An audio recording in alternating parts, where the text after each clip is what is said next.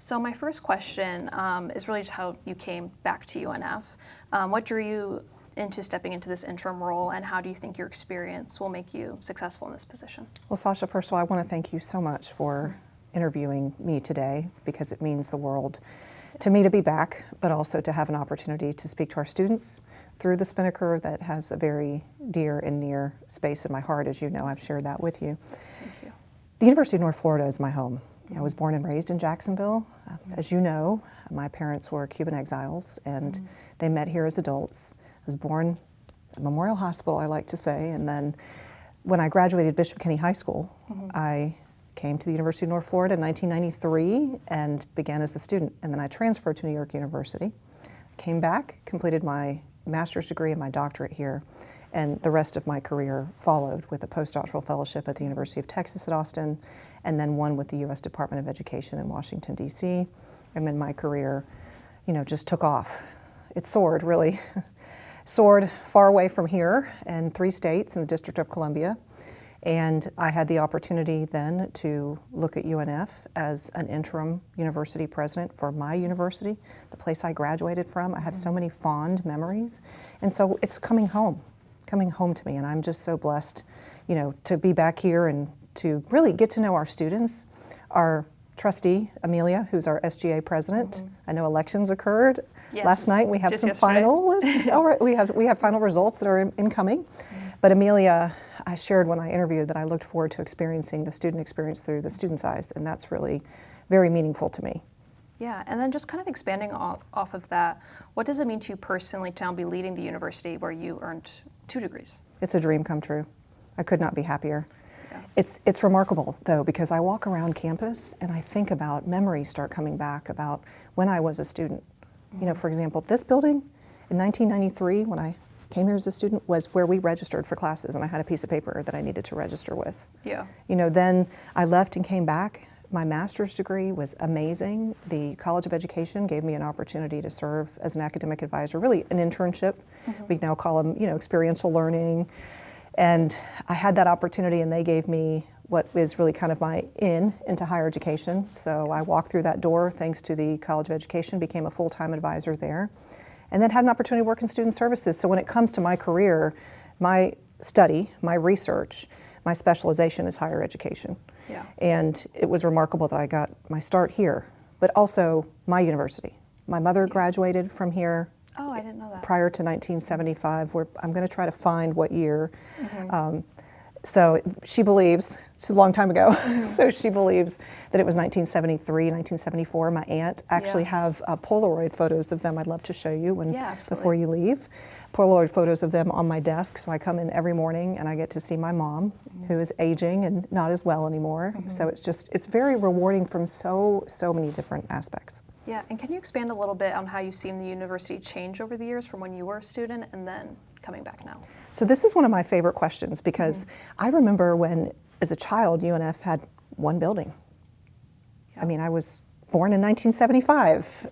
So it's remarkable to think about where the student union is in the SGA headquarters, how beautiful that is, what it looks like today, because there was a portable that the Alumni Association used to work out of. And now, look at the Alumni Association building off of Kernan. Look at the dorms. I can't wait to go to see the dorm with the lazy river. I haven't done that yet. I look forward to getting to see it differently. It's grown. Athletics is really booming, and I believe that is another major accomplishment for us, but we're going to take it to the next level.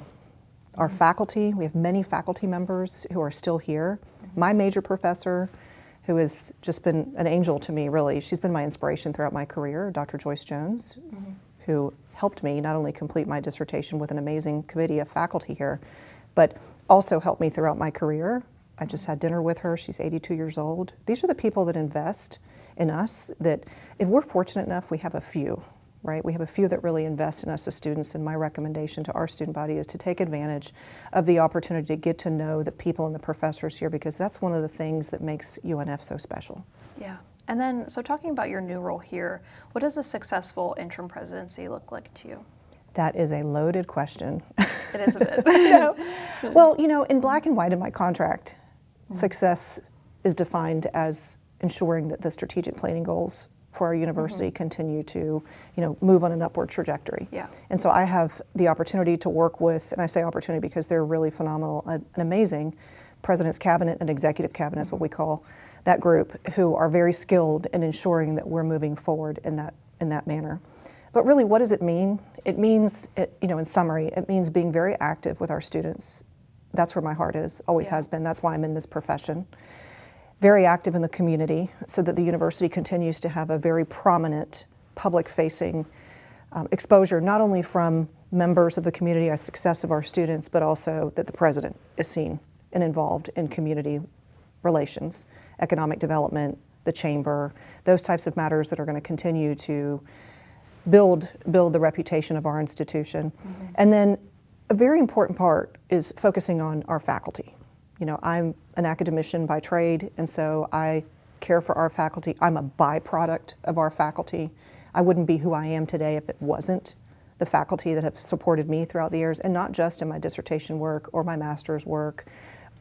Also, when I was an undergraduate before I transferred, we're talking about courses that are so valuable: English, math, science. Those general education core faculty sometimes don't get spotlighted as much, but they're critical to ensuring that we're successful. And last but definitely not least, our staff. We have a lot of hardworking individuals, from the physical plant facilities all the way to, the executive cabinet. And that's important. We cannot forget the staff members who work very hard. I, as an academic advisor, back in the day, it was a long time ago, and the structure's changed now for advising. I used to see in registration peak times 100 students a day. Yeah. When you work that hard, and yet, the salary's okay. It's not the best, because it's more of a position that is so critical to our students. But those are roles that we like to say in higher education, they're more kind of like entry-level roles, but they're so important. The number one reason that students stay at a university engaged, either faculty, and I'm putting it in one category, faculty or academic advisors. So it works together, and I'm, again, pleased to be here back at the university, ensuring that as an interim president, we have all the best structures in place, but yet I want to make sure people feel valued. Yeah. And so my next question, you answered a little bit about it. It was just kind of talking about your top priorities. You mentioned specifically, though, the strategic plan. Can you expand on that a little bit? Yes. So first, I don't want to lose sight of that the Board of Governors has performance-based metrics that we need to follow. Yeah. And so I'm having robust conversations with our provost and with the academic and student services team, with institutional research, to ensure that we continue to excel. And what that really means, translated, is that our students are successful. Yeah. The second is the strategic plan. So we have two primary goals, and I'm not going to go into the details because there are more details than this, but one is to ensure that we enroll 25,000 students by 2028, and the other is to move up. We want to be part of the top 100 rankings of U.S. News and World Report. So the question then becomes, how do we move to ensure that we have 25,000 students by 2028, 2 years from now, and yet ensure that the student experience is so strong that what we offer in quality is not compromised?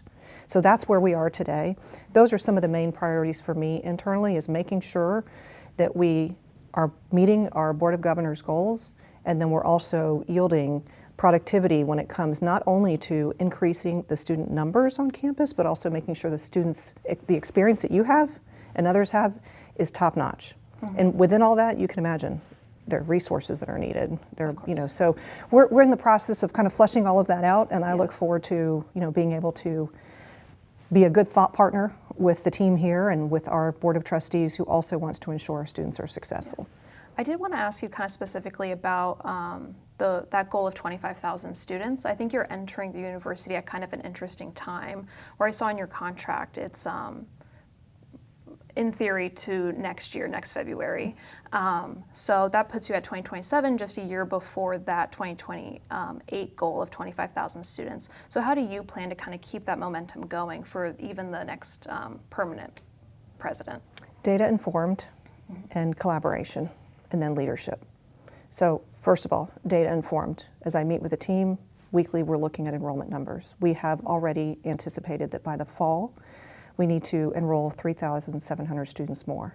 We're a little over the 1,000 student yield right now. So that's one, data informed. Collaboration and communication, that's the other. Need to collaborate. All of us need to collaborate and work as one team, one university, to ensure that we meet the goals. And at the same time, as I mentioned, we want to make sure that the student experience and graduation is at the top of the priority list for that process.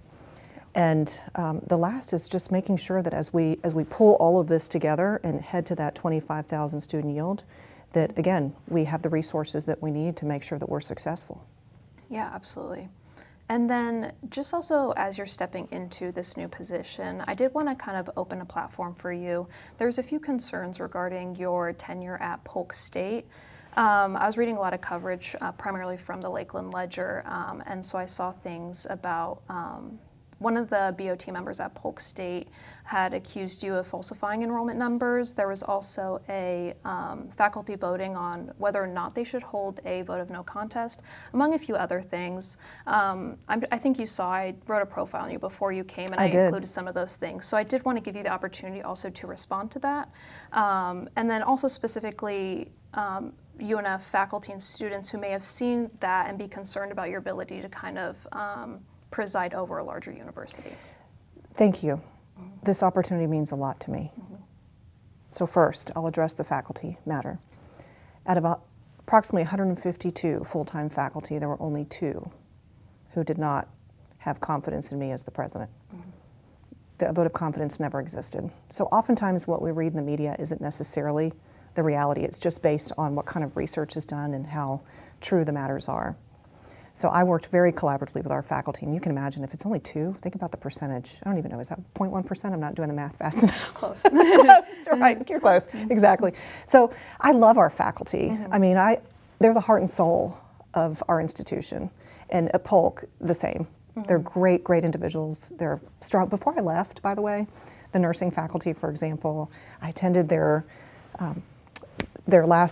last staff meeting with them, which I didn't go very often, but I arrived, they had a tiara for me, they put it on me, I was like, I'm not wearing a tiara, but they made me wear the tiara, and then the dean came around and offered me the opportunity. She said, what would you like to say? And all that. But point being, they made me an honorary nurse, they named me an honorary nurse, they read the Florence Nightingale Pledge, and they had all these beautiful memories of photos of our work together, because I was able to work with them in a place where the nursing program was not as strong. And then by the time we left, it wasn't my work. I was out pursuing resources and trying to get resources back for the college. But at the end, our students at Polk State, the last 3 or 4 semesters, were we're passing the NCLEX, the National Nursing Exam, at 100%. And that's pretty spectacular. So that's one. The other, with regards to the trustee, so what is so great about our core values at UNF, excellence, accountability, integrity, and I'm going to focus on integrity for a moment. I know, and it was a professor here at UNF, Dr. David Fenner, who used to be the graduate dean, and he's still a professor here. Okay. When I took his class in my doctoral studies, he taught a course on ethics in education. And part of a discussion that we had, a piece of our class basically, was on normative ethics. And it was about, what really inspires you to do what you do? From a philosophical standpoint, develop your own philosophical mission, basically.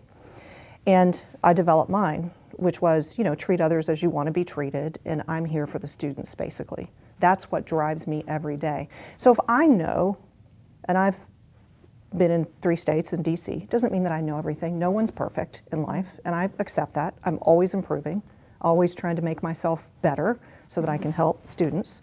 But if I know I've done nothing wrong, it'll all fall in the right place, and it did. So people accused, we had a transition from an enterprise resource system, one to another. There were accusations. I said, bring whoever in you need. Done anything wrong? And all results were unsubstantiated. So everything came out the way I knew it would, and I was really pleased, and that's why we know we do what we do. And you've seen in the work that you do, when you're in a political position, even though the presidency is not a politician, there are a lot of political aspects of what I do. Some people will say, you are a politician because you are.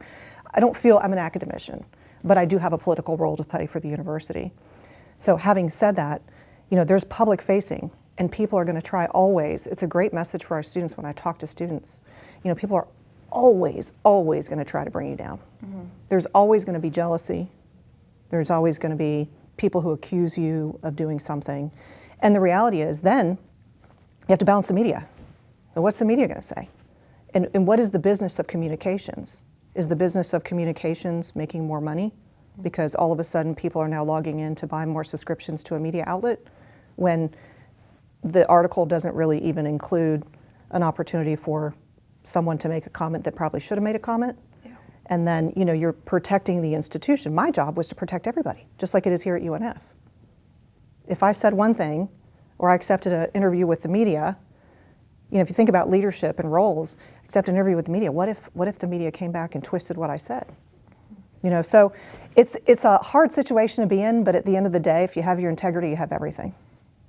I never walked around there thinking I did anything wrong. I held my head up high and thought, okay. And you've talked a lot about wanting to be involved in students, and actually for the profile I wrote on you, I interviewed a student who is now at UNF, had previously gone to Polk State, and she had nothing but great things to say about your involvement. We've also seen you down at Market Days, and I ran into you outside the student union. So can you tell me too a little bit about how you plan to engage with students and make yourself accessible to the UNF community, because that is such a big mission for you? Well, I'll give you an example. Yesterday as I left the university, I called Amelia, and I just asked how she was doing. That I think summarizes it all. I care about our students. I want our students to be successful. We've made this connection. I hope that you will stay in touch with me because I want to see how successful you're going to be. You know, all of us believe we should be in higher education because we want the students to be successful, but when you have a real heart for it, it's like when I was awarded the 2003, Outstanding Academic Advising Award here, and I had an advisor who came to me and said, "How'd you get that award? I want that award." And I said, I was really young, I was like 24, I was like, I care? I mean, if a student came to me as an advisor, understanding my role, and they were having an issue, I might walk them over to the counseling center. I walked them over to the women's center, depending on the matter. I knew that was not my role to counsel them, but when you really care and you're passionate, you're pretty passionate about what you do. You're an excellent writer. Thank you. So when you're passionate about what you do, very few CEOs or individuals, but in this case, I'm going to talk about the higher education landscape, which is my specialization. Very, very few presidents or senior level administrators are successful unless they're driven by some kind of an intrinsic passion for what they do. And that's why I'm here, to answer your earlier questions again, because I love UNF. Right? And so what does love mean? Well, we could debate that. I'm an academician too. We're not going to go into the definition of love, right? What it means for me is that this is my home. Yeah. And I did just want to ask you about the permanent presidency position. Primarily, I think just people have a lot of curiosities around it. I know you said during a BOT meeting that you had no plans to apply. So I kind of wanted to ask you how you're going to be involved in the search for the permanent president position, and then also kind of your thought process for not applying for that position. Two great questions. So the first is I won't be involved in the search at all. In fact, I'm focused on leading the institution forward with the team. And then our board chair, Steve Moore, the board of trustees, he will be in charge of leading that with, I believe, Karen Stone, who's our general counsel, to make sure everything's on track for board relations in particular. Also, or in addition, who doesn't want to be the president of the University of North Florida? Let me just be candid with you, right? Yeah. Who doesn't want to be here? I mean, this is to be able to pay forward all the gifts that were given to me, right here in the same place that I came from, my family. You know, who wouldn't want to be? But I understand that my time here is temporary, and that was very clear to me before I came over. And so I just look forward to having a lot of fun, making some substantial changes, and doing it in hand in hand, with our board chair and with our students and our faculty and staff, community. And I also want to take a little bit of time to reflect then on your time as a student here. We've talked a lot about your history. You've talked too about what it means right now that UNF is your home, but what did your time at UNF mean to you, and how did it shape who you are today? So I'll start in 1993. Promise it won't be long because it sounds like we're going way back. In 1993, when I came here, I was nervous. I was really nervous. It was college, you know, and I lived at home. I was working 3 jobs to pay for my tuition here. And I was just, every time a new semester came around, I was really nervous. And I remember the feeling of driving here and just thinking, oh my gosh, I hope I meet people, I hope I make friends. And then I got into the space of, okay, I've done my general education work. What am I going to do with my life?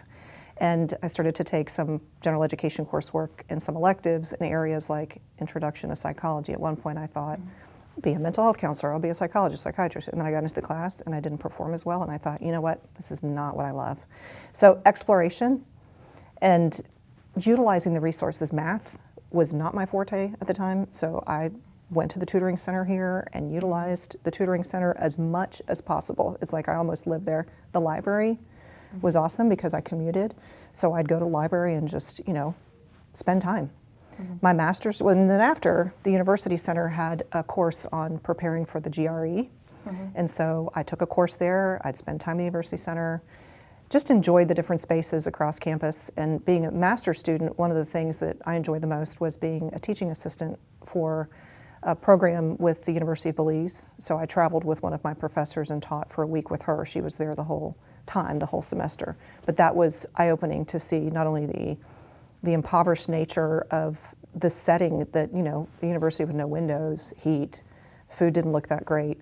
That was pivotal for me to really understand the international world. Helped me when I was at Daytona State College because we pursued 2 international grants to develop community colleges in different countries, one with the Bahamas and the other the Dominican Republic. Very cool. And then, following in my doctoral program, I just had great professors. There was one in the College of Business Steve Paulson. So he kind of played a little trick on me, and I'll never forget it. The faculty told me that he's retired and living in Boone, North Carolina, and I'm going to find him. If he's listening to this, I'm going to find him. He'll remember this moment. When I talked to him, he said, my favorite organizational theorist was Mary Parker Follett. And Mary Parker Follett developed the concept of, really caring for the individual in business.